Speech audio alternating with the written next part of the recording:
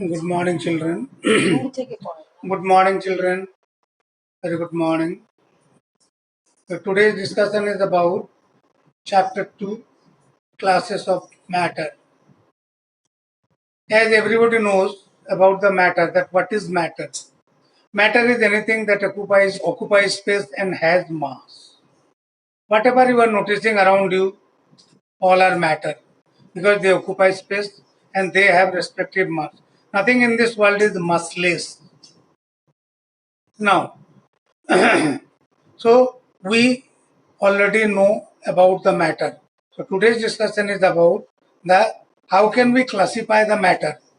Matter can be classified on the basis of their constituent part. The classification is as under. Matter is divided into two parts. One is the pure substance, another is the impure substance. Pure substance. Pure substance is also divided into two parts. One is element, another is compound. Whereas impure substance is divided into only one part, which is called mixture. So this type, uh, pure substance is divided into two parts, elements and compounds. Whereas impure substance divided into mixture. Mixtures are divided into two parts. One is homogeneous mixture, another is heterogeneous mixture. Homogeneous mixture, heterogeneous mixture. Homo means same and geneous means substances. Similarly, hetero means different, geneous means substances. Now, on the other hand, pure substances such as elements and compounds, elements and compounds. There are we should discuss about the element.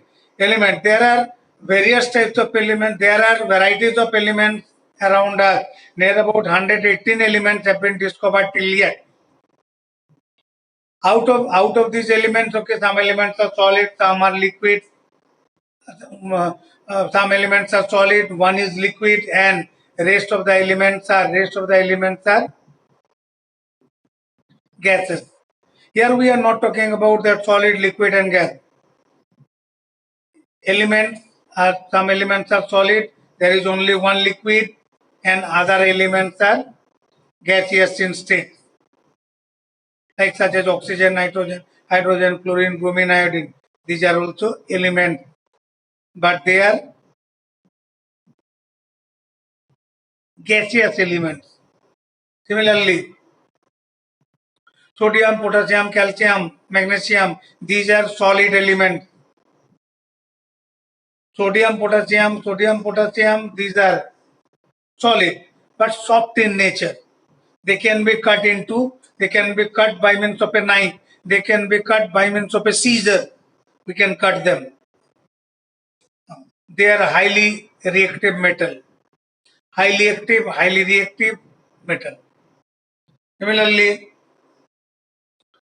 we know hydrogen is an element. Now, how can we say that hydrogen is an element? Hydrogen is an element if we analyze it in any case by physical means, by chemical means, in any means, when we split hydrogen, always we will be getting the atoms of hydrogen. Always we will be getting the atoms of hydrogen. Hence, there is no chance of having any other traces of element in hydrogen. Hence, hydrogen is an element. On the other hand, if we talk about water, whether water is an element or compound, if we split it by chemical means, by physical means it cannot be splitted out, but by chemical means, if we split it, we can able to get hydrogen and oxygen are the byproducts from, we derive it from water. When water splits, it breaks into hydrogen and oxygen. So by this we can able to say that water is not an element, but it is a compound. Now, how can we classify? Now, the question is arising at that how to classify the elements. That is the classification of elements. Elements can be broadly divided. Elements can be broadly divided into two broad categories. One is the metal, another is the non-metal. There is also one more category which remains over there, which is called metalloid. And metalloid sits in between metals and non-metals. That means, okay, the properties lying between metal and non-metal is referred as metalloid. Metalloids such as boron, carbon, boron, silicon, arsenic, bismuth, etc. are the examples for metalloid. Now, we should discuss about the metals. Metals are lustrous. Metals have proper sign. Metals have proper gleam. Metals are lustrous. That is metal sign. Whenever we can see any metal, wherever we can see any metal, metals have glitter, respective glitterness, and this glitterness can be used for jewelry purposes also, for its brilliance appearance. Similarly, metals are malleables. That is, they are beaten into sheet. They can be beaten into sheet. Means if we hammer the metal, we can able to make sheet. Like for example, iron sheet, by which we can able to make gate. We can able to make container by iron sheet. Or different items can be made by using iron sheet. Similarly, on the other end, copper sheet, aluminum sheet, and so and so. There are all these are malleable substances. On the other hand, there is an exceptional case which is like sodium potassium is non-malleable because we can't able to, when we hammer them, they can't able to hammerize, and thus we can't able to get a sheet out of this metal. On the other hand, zinc is brittle. Zinc, on hammering, zinc can be crushed into tiny pieces. We can't able to make any kind of sheet out of zinc, nor we can able to make wares out of zinc. So hence it is non-malleable and non-ductile. Which one? Zinc. On the other hand, highly malleable substance such as gold, silver, they are highly malleable. They are precious metal, they are soft in nature, but they are highly malleable and highly ductile. Now, on the other hand, ductile. Ductile means drawn into wear. That means, okay, the substance by which we can able to take out wear, such as copper ware, silver ware, gold ware, iron ware, aluminum ware, etc. Copper ware is widely used for household wearing purposes, domestic wearing purposes, and any other purposes also. We use copper as a wearing material. And you have seen the copper ware. Similarly, iron ware is being hung from one pole to another pole. To fasten the cloth, we used to fasten the cloth, means weighted cloth is being dried up by placing them on iron ware.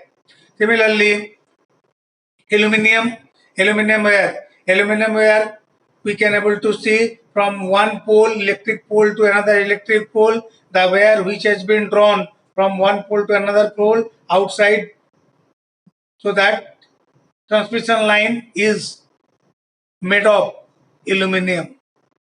If you notice, you can able to see it. That is aluminum. So this is aluminum, that is ductile. An example for ductile, because from aluminum we can able to get aluminum ware. Aluminum is soft metal, it is lighter metal, lighter and soft. On the other hand, metals are good conductors of heat and electricity. Like the kitchen items which are used in the kitchen, utensils which are used in the kitchen are usually made of metal. Some are bicolor, that is copper coating is the bottom. made of steel, but copper coating is there. That is a layer of copper coating is there, because we know copper is regarded as the second best conductor. Second best conductor, hence copper has been provided to that part. On the other hand, mercury is liquid. Mercury is liquid, but most of the metals are solid. Out of 118 metals, 92 metals are naturally occurring element. And most of these naturally elements are near about solid in state. They occur solid in state, but naturally occurring elements. 26 elements are 26 elements are non-metals. Out of 26 elements are here, one is liquid non-metal, which is called bromine. Liquid non-metal, which is called bromine. But as far as the metal parts are concerned, maximum metals are solid. There is only one liquid metal, which is mercury, which has the symbol as Hg and formula is also Hg. Similarly, metals are good conductors of heat and electricity.